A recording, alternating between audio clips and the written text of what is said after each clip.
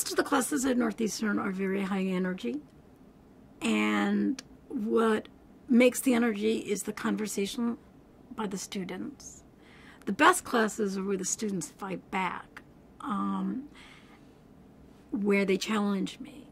I love saying outrageous things in class. That I tend to be fairly outrageous in my comments and in my hypotheticals. And the best classes are where students tear me apart. Hopefully civilly, usually civilly, but strongly and robustly. And when they do that, you can feel the energy. You can feel when there's a good debate and a good discussion. And people are learning how to make arguments that they hadn't made before and seeing connections between things that they haven't seen before. This year we were having conversations about a case, the VMI case, the Virginia Military Institute case, in which the Supreme Court struck down a a policy by VMI not to allow women. And I've taught that case a lot of times.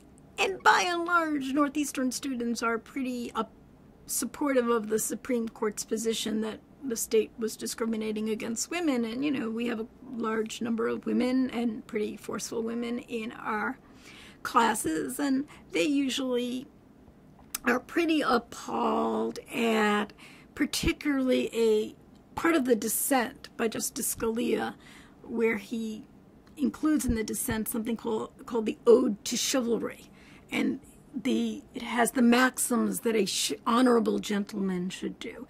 I did that this year, and to my shock, but I should never be shocked, many of our women students were very supportive of the idea of chivalry and quite opposed to the Supreme Court's majority's decision that women should be allowed at the Virginia Military Institute. And they really argued very forcefully about how women are different than men, and men should be gentlemen to women, and women should not be exposed to military-type training. I've taught that case probably, 10 times. Never expected it. It was a great class, a great conversation, and I wouldn't have predicted it for the life of me.